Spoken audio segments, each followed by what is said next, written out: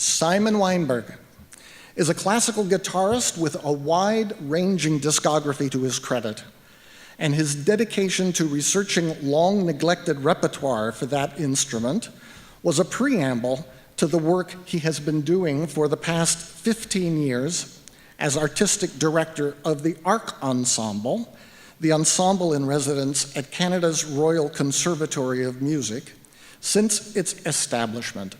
Arc Ensemble, Artists of the Royal Conservatory. He is responsible for the ensemble's programming, touring, recording projects, and its overall development. The Arc Ensemble has twice been nominated for Grammy Awards and has reintroduced a sizable body of music, including major works by Mstislav Wynberg, Adolf Busch, Walter Braunfels, Paul Ben-Chaim, and most recently, Jerzy Fittelberg. Recently, he has also demonstrated his prowess as a filmmaker, writing and producing a documentary on the topic that is the focus of the Arc Ensemble's work, namely the music of exile composers. The name of the film is Exit, Music. When we began our symposium yesterday, I mentioned that James Conlon and I teach a 15-week course here at the Colburn School, and we occasionally invite guests to lecture in that class. Last April, Simon brought a rough cut of his film with him to our class, and that was the first public showing of the film anywhere.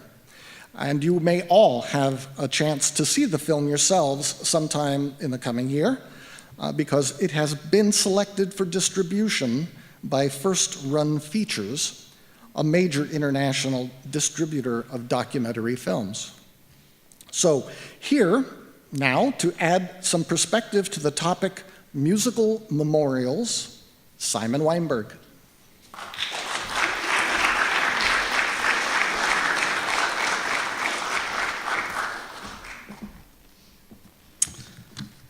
Hi, it's a great pleasure to be here. I was just sitting with Brett Werb, who observed that this is not a country for old bladders. And apropos of the last talk, suddenly occurred to me that when Toscanini was conducting the Eroica, I think in 1937, he prefaced his rehearsal by saying, "It's not about Napoleon, it's not about Hitler, it's not about Mussolini, it's about Allegro con brio." And I think I kind of tend to that view. Anyway, I've been wondering how best to fill the next 20 minutes or so with something appropriate, but then I came across Lily Hirsch's article in Music and Politics, Writing and Remembering the Nazi Past, and it offered several really interesting departure points for ideas on music and memorialization. And my observations are offered as kind of personal reflections from somebody who's been programming concerts for about 30 years now. And someone who's a keen kind of repertoire hunter-gatherer, rather than what Peter Schickler used to record as a musicologist. So last year, the Arc Ensemble, which is based at Canada's Royal Conservatory, was invited to give a concert at Schloss Dachau, which is the hilltop castle that overlooks the eponymous town, with Munich's cityscape rather disturbingly close by. The concert would commemorate the 70th anniversary of the liberation of the Dachau camp. The invitation was an acknowledgement of the ensemble's commitment to the recovery of works banned under National Socialism and marginalized by the massive societal upheavals that followed. To be quite honest, I find these memorial events a real challenge to program. I have absolutely no idea what constitutes a success for these concerts which by definition inhabit a very different world from conventional ones. Enjoyment or diversion, in any usual sense, is not the aim, and the audiences are usually very different, musically less sophisticated or experienced, more Jewish, usually older. The concerts are often emotionally exhausting and disturbing, although in the case of the Dachau anniversary, as opposed to memorials associated with Kristallnacht, there is something of a glimmer of optimism in the sense that the Dachau liberation marked the end of the war and the incarceration and the beginning of recovery and the long journey into reconciliation and rebuilding. This glimmer separates it from memorials designed to recognize one more terrible event in a long, horrific chain of Nazi crimes. But the commemoration of Dachau's liberation could not be anything other than a stark reminder of man's inhumanity. And as usual, music offered the converse, our capacity to create and to share works of great subtlety, craft, and beauty. Those who program memorial concerts usually resolve this dichotomy by calling on the works of composers who were killed more often than not those who were imprisoned in Terezín before being murdered in Auschwitz. Their works have acquired the moniker Holocaust music. It's as if in their totality, these works possess some kind of defining content which qualifies them as such, and of course they don't. In fact, the label has really only come to indicate their required purpose as musical accompaniments to Holocaust-related events.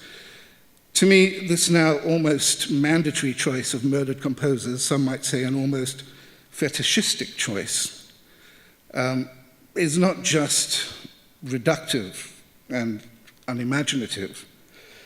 It also demeans the significance of the composers and encourages us to define them by the final chapter of their lives and the nature of their deaths.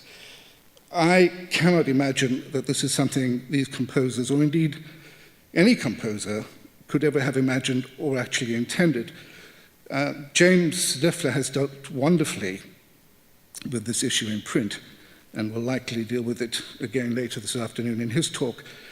But this insistence on programming a narrow band of murdered composers, and we can include people like Schulhoff, Leo Schmidt, Joseph Koffler, and several others here, also removes opportunities for a large number of works which deserve at least a first hearing. I know I wanted to avoid what Michael Haas once described to me as "and then they died" concerts, in favor of repertoire that looked at a broader range of composers who were affected by National Socialism. For researchers who explore the legacies of the thousands of composers and musicians who confronted cultural alienation, whose works were greeted with indifference after the war, and who were laid low by periods of anxiety and depression, the repercussions of National Socialism are as emphatic as ever. Interestingly enough, when I spoke to the Schloss Dachau presenter and mentioned that I wanted to avoid the Terezín composers, he was surprisingly receptive. He said, Danny Hope already did these nearby a couple of months ago. So he was very happy to give me carte blanche in programming the concert. I ended up by choosing 4 composers. While National Socialism did not murder them, in fact all 4 survived the war, it did determine the trajectory of both their lives and their music. The 4 composers I chose were Mstislav Wynberg, Szymon Laks, Henning Schröder, and Paul Benheim, all fascinating in their own way, and as unfamiliar to the uninitiated as Ullmann, Haas, Kraser, and Klein. technology. Wynberg was represented by his first violin sonata, the Opus 12, a neoclassical, accessible, attractive work composed in Tashkent during the war and dedicated to his father-in-law, the great actor and theatre director Solomon Mikhoels. Simon Lax's wonderful piano quintet, a 1967 arrangement of his third string quartet, originally premiered in Paris in November 1945, completed the first half. Lux, of course, had not only survived Auschwitz, where he conducted the men's orchestra, he had gone on to survive Sachsenhausen and finally Kaufering, a subcamp of Dachau, where he worked as a construction laborer. Brett Verb, who spoke earlier today, suggested that I include In Memoriam, a string quartet by Henning Schröder, based on the Moorsoldatenlied, or the Pietbog soldier song. The song had been written in the Borgermoor camp in Lower Saxony, where it was sung by political prisoners as well as their guards. And it established itself in Europe as a protest song and later migrated to the United States. Schröder was married to a Jewish music teacher, Cora Auerbach. The couple had settled in Berlin, where their racially mixed marriage and leftist leanings had made life rather perilous. It was made even more perilous around Easter 1944 when the Schröders were introduced to Werner and Ilse Riewald, a Jewish couple who had somehow managed to escape deportation and who were desperately looking for a place to hide. They were part of a small population of Jews in hiding who were known as the U-boat Jews. The Schröders took them in and shared their house with the Riewalds until the end of the war. Neighbors were told that the Riewalds had lost their house in an air raid. In 1978, Henning Schröder was recognized by Yad Vashem as righteous among the nations. In Memoriam was a great addition to the program. And not only did Brett recommend the piece, he tracked down the only set of parts in North America housed in the library of the University of Montana, Bozeman. Who knew? Brett knew. The concert closed with Paul Frankenberger's early piano quintet, Opus 4, composed in Munich, 20 minutes down the road from Dachau, during the summer of 1921. Frankenberger would later become Israel's most famous and, for some time, its most frequently performed composer, Paul Ben-Haim. Ben-Haim's professional life had begun as an assistant to Bruno Walter and Hans Knappertsbusch at the Munich Opera and was followed by a conductorship at the nearby Augsburg Opera.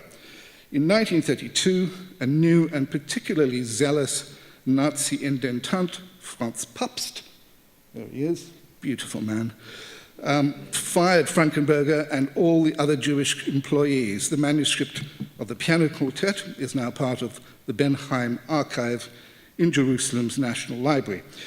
It had remained unpublished and unplayed until the Arc Ensemble performed the work in late 2012. Its previous performance had been a German broadcast in July 1932, 80 years earlier. And the Dachau performance would be its first in Germany since the broadcast. I was enormously pleased with myself. I thought I'd conducted a brilliant program. Not too long, varied, stylistically diverse, accessible, and to an audience who would include fewer chamber music devotees than usual, but nevertheless far from frivolous or dumbed down. All the composers were of the time, their lives resonated with Holocaust-related themes, they had all lost family and friends. Musically, I had felt I had found that satisfying, but often elusive programming element, balance. The result? Well, the audience seemed very appreciative. The newspaper reviews were pretty enthusiastic about both the program and its execution, and yet there was no escaping it. The concert had been emotionally weighty. At least that's how the Süddeutsche Zeitung review described it. How so? How had this happened? Apart from Schroeder's fairly approachable In Memoriam, I had purposely avoided works with obvious Holocaust connections.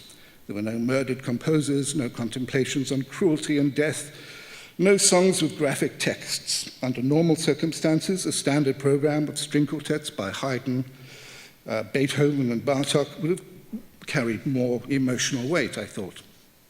But as usual, the audience had heard the concert through the Holocaust. And this, as it inevitably does, had changed the intrinsic meaning of the music. This is the perennial problem. When music is presented in the context of the Shoah, audiences immediately bring a personal set of references to the experience: emotional, cultural, cinematic, literary, artistic, political, and their intensity and their substance depend on age, cultural background, personal experience, and education. Yesterday, Mike Beckerman mentioned the neurology of anticipation. That's highly appropriate, I think, in this circumstance. But no matter what the eventual musical choices, presenting a program under a Holocaust rubric fundamentally changes the way the music is absorbed and in some way intensifies aspects of its reception. Who knew what the German audiences had been thinking about when they listened to the program in the old ballroom of Schloss Dachau? I had been listening to the top end of the piano, which sounded a little dull, the acoustic of the room, the ensemble's balance, and there'd been a couple of intonation problems in rehearsal.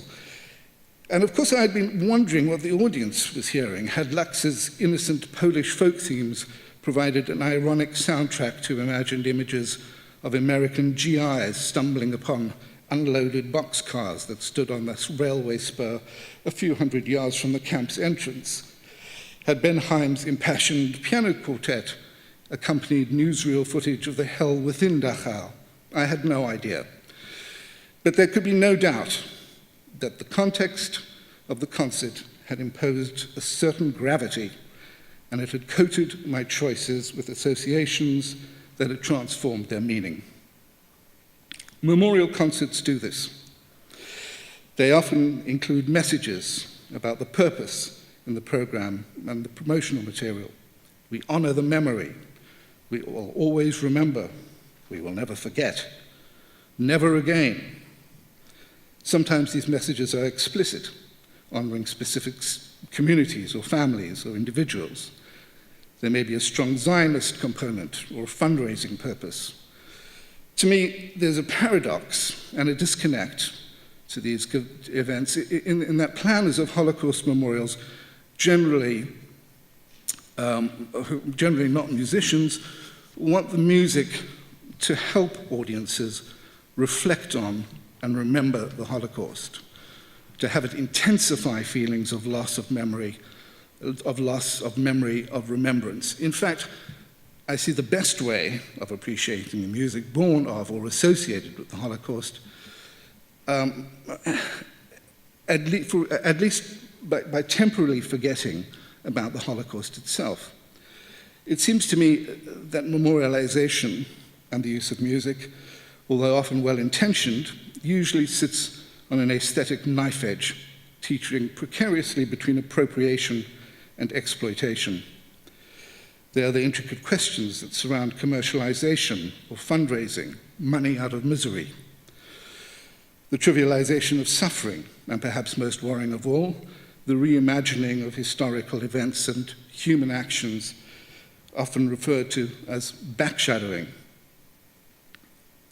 The essential question has always asked whether human tragedy, the Holocaust specifically, provides an appropriate foundation for artistic expression. And the use of commissioned or purpose-made music for Holocaust events is part of this constellation of activity. The pieces that really work artistically seem to possess a sense of unself-conscious honesty and integrity. They place observation ahead of reenactment and retelling, and rather than emotional manipulation, they adhere to a narrative that is based either on fact or on pure fantasy. Certainly music with lyrics or spoken text runs the greatest risk of failure. although Paul Schoenfeld's work, and I'm thinking particularly of his camp songs, succeeds magnificently in its head-on confrontation with uncompromising subject matter. But even these works are probably best appreciated and moreover put to their best use away from dedicated Holocaust events, so that audiences aren't inhibited by the content of their performance and the graphic allusions of text, and so that the work and the message is made available to a wider and more diverse audience. Whenever music and the Holocaust meet, there appear to be potential issues.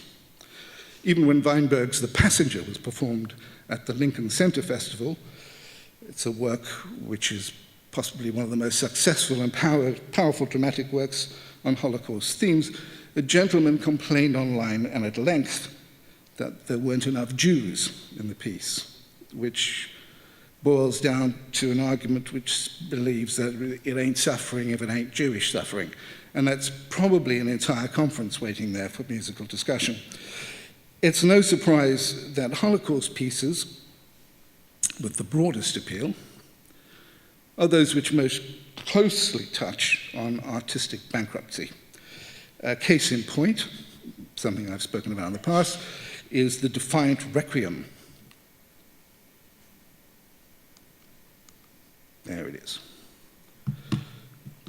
Which has its roots in the Terezín performances of the Verdi Requiem conducted by Raphael Schachter. In its modern Defiant incarnation, the work is performed with the customary forces, but with the addition of the original instrument that accompanied Schachter's choir, an out-of-tune piano. The Requiem is interspersed with narration, testimony, excerpts from the Terezín propaganda film, and the obligatory train whistle. Train whistles are obligatory. I wrote a piece about this some years ago and questioned how a moment of musical diversion, which helped to preserve the sanity and selfhood of Terezín inmates, became the middle finger to the SS and an expression of dissent and opposition.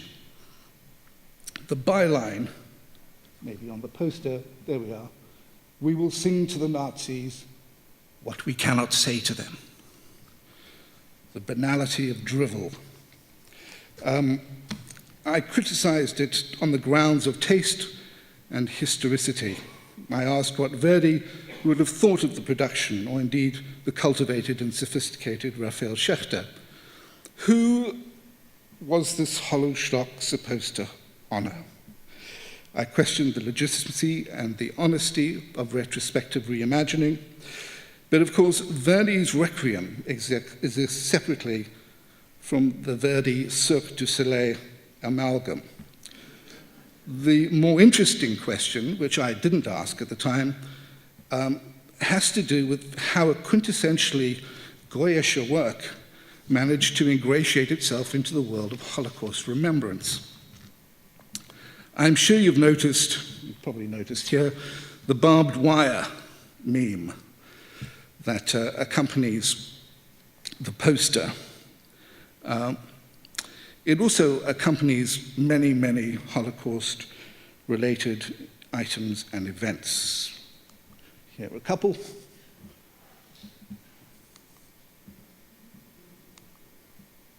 Like that one.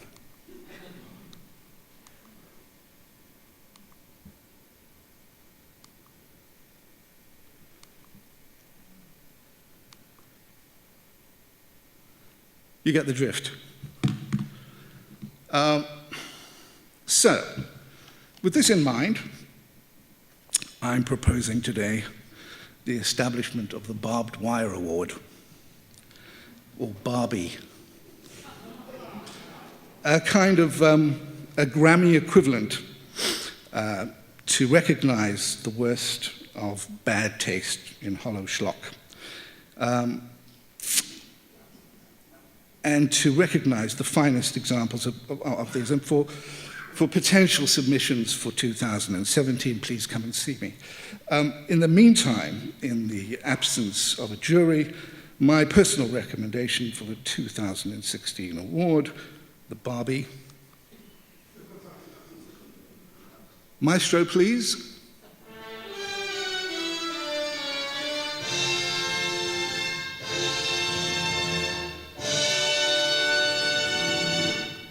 There it is, singing in the dark, songs from the Holocaust. Quite something, isn't it?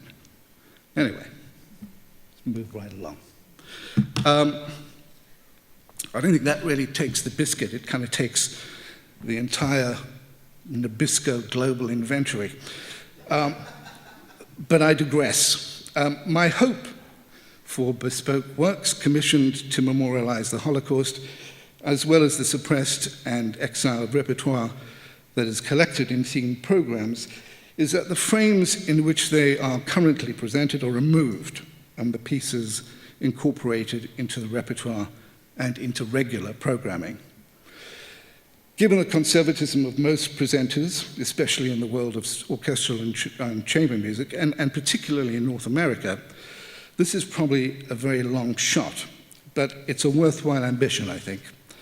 Next month, the Arc Ensemble present a concert as part of Toronto's Holocaust Education Week, a short program of works by Shimon Lax, which the group will record later on that month. I faced the familiar challenge of programming a concert that is going to take concert works that actually have very little to do with the Holocaust and by default reduce them to vehicles for reflection on the Shoah. That Lax conducted the men's orchestra in Auschwitz and later composed works that have no audible connection to his wartime experiences should not surprise us. But there is now a wide, tacitly held assumption, a new memory perhaps, which believes that a musician's emotional state must invariably be reflected in his or her music.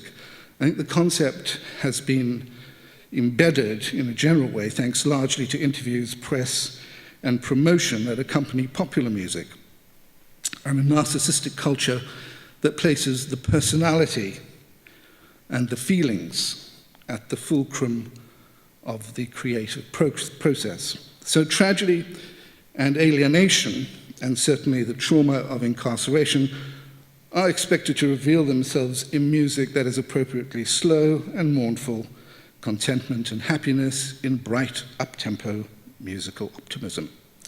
This view of music as a kind of oral journal is at best simplistic, but there is a corollary which is more disturbing. It argues that works which embody emotions and somehow inflections that are at odds with the author's supposed mood or predicament are somehow unfeeling, a disavowal of reality, or even plainly dishonest. In truth, works such as these express nothing more complicated than musical professionalism. They are simply the manifestation of schooling and craft. This is hardly a surprise for musicologists and music professionals. Mozart didn't write sad music when he was sad, and happy music when he wasn't. But when the self has become so monumentally important, there is an understanding that its expression must tend to reflect the state of its creator. The raising of the id, especially in Yid, has somehow changed and compromised the way we receive music. In my pre-concert talk at Toronto's Holocaust Education Week, I'm going to briefly explain to the audience that Lax is a composer whose music deserves to be heard not because he conducted the Auschwitz Orchestra, not because he was a Polish-French Jew and a survivor, not because the hardship and trauma he experienced entitled him to some sort of preferential treatment, but simply because his music is beautifully made, and that this occasion provides us with a very good excuse to reintroduce music that was marginalized, not because of race or religion, but because of the war's aftershocks, because it was unfashionable at the time of its composition. I will say that Lax's survival excuses the audience from any obligation to think about the Holocaust during its performance, although people are obviously free to think about whatever they choose. And I will say that the very last thing Shimon Lax would have wanted is for his audience to provide an accompaniment to an internal, that would have wanted that his music provide an accompaniment to an internal monologue of mourning and cruelty. Thank you very much.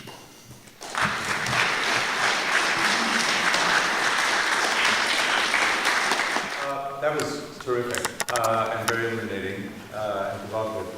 But it sounds almost as though you're talking yourself out of programming any music at anything involving a Holocaust memorial.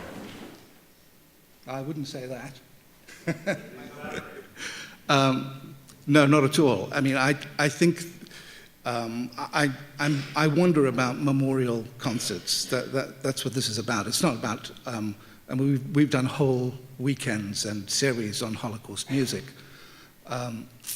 But I think when you put that rubric, that this is a Holocaust memorial, and you put music into that mix, something very complicated and manipulative starts to happen. So no, I mean, we spend our lives retrieving and performing music that was lost because of National Socialism. So, but much of it is presented as music that needs to come back into the repertoire, and come back into the repertoire because of its worth, not because of not because the family wants it back in the repertoire again, or because someone's got 50 grand to make a record of it. But because we think it's really, really good music. And so those are my motivations. No, that's great. I agree completely that this music should be programmed in the regular repertoire. The question is, what does one then, what kind of music should one perform at a Holocaust memorial? I honestly don't think there should be music at the Holocaust memorials. I don't, or if there are Holocaust memorials, maybe there should be, maybe there should be sacred music, or maybe. But I think there is so much schlock that's produced in support of these events, and these events are often motivated by all sorts of non-artistic things, by people who want, their name on a wall, or a name on a building, or a name on a, you name it. There's all sorts of politics involved in many of these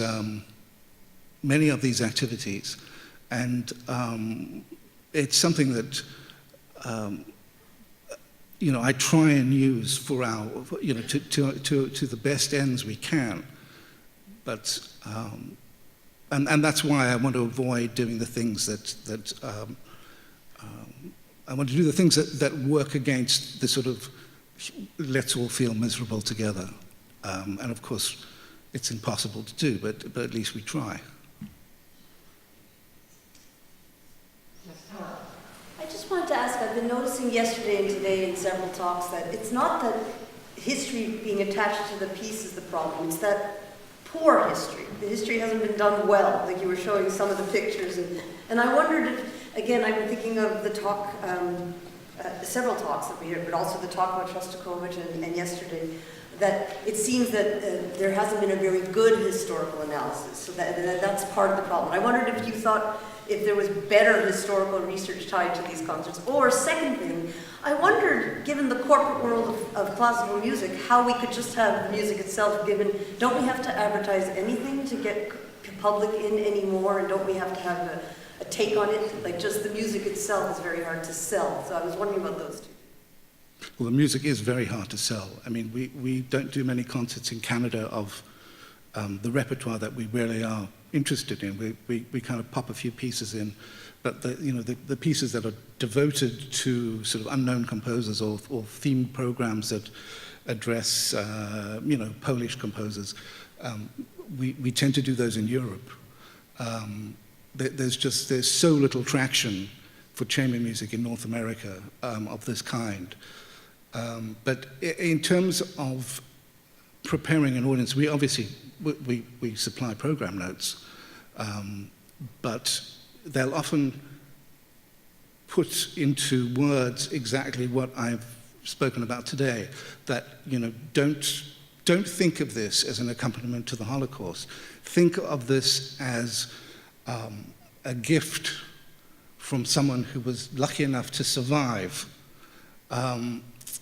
and try not to put this imprimatur of, death and destruction and transit and the gates of an Arbeit macht frei and, all the awful images that memorial events often want you to put on the event. Try and avoid that. And so that's what I'm trying to get at, especially with a composer like Lax, who wouldn't talk about the war afterwards. I mean, he really didn't want to, he didn't talk to his family about it, and eventually stuff would come out. I mean, it was typical. And so there's not a lot in his music that reveals, secrets that I can see. And in a sense, some of this is also about respecting the composer's wishes, and to put a frame around it that is imposed rather than born out of the composer's wishes. I think that that can be a little bit arrogant.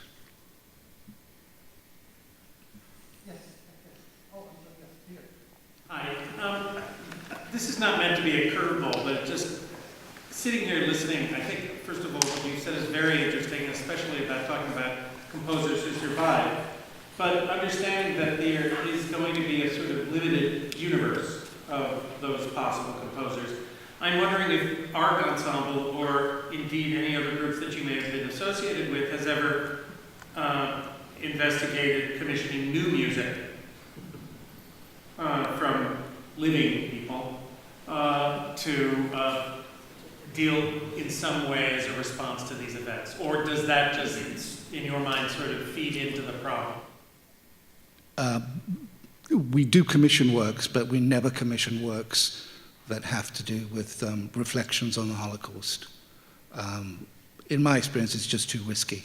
The stuff that you get, there's just so much stuff that I find utterly embarrassing and mawkish, and especially when it comes from someone who is examining the aesthetic questions for the first time. So we avoid that risk. And also, I think for us, there is just so much repertoire that we still have to examine, that and that we know is great, and that we've looked at, and it's just waiting, for us to, spend a few grand on making the parts or whatever. That to spend money on a work that is, highly risky, not because of the musical content, but because of the aesthetic result. It's just something that we've avoided so far. We have time for one or two more questions. Lily. Hi, I enjoyed your Barbie Award, first off. That was Thank you. quite Thank you. remarkable.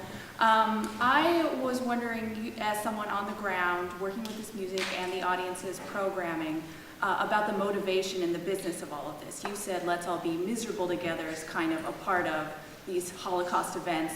I was wondering personally about dark tourism, how for some people it seems there's an enjoyment in confronting this death as life-affirming, as positive. So it's not quite as miserable as it might seem to be. Do you see that as well? Yeah, in a kind of perverse way, I do. But I think we're destined to do memorial concerts because we're asked to do them quite often. But given that we're asked to do them, I would like to do the things that are unknown and which deserve a chance, rather than repackage. So the Terezín concert, which will have been done, relatively recently nearby, perhaps, like we experienced in Dachau. Last question. Yes, sir. For many challenging subjects that literature and art and music have approached. And they're inherently risky because the subjects themselves are challenging. But the risk is not in exposing something that's challenging. The risk is in how it's handled. I'm just picking up on what you said, being very reluctant. Of course, there are famous examples, whether it's Steve Reich or others, who have in fact reflected in some meaningful way on the past. And was it risky for Steve to do that? I suppose it was. But I don't think it negates the idea that there are many ways of reflecting upon the past, both the wondrous and the horrible. Yeah, I agree with you. I mean, I think there's some great examples of really powerful and worthwhile Holocaust remembrance. And I mean, I mentioned Paul Schoenfeld, whose works we've performed, and others as well. I think, I mean, the question that I was responding to earlier had to do about commissioning them. And, you know, if we had endless funds, yes, of course, you know, we would take those kind of chances. But given that we have so much repertoire that we know is really fabulous and is, you know, waiting to be performed and has never been performed before, that's taking a priority at the moment. Thank you.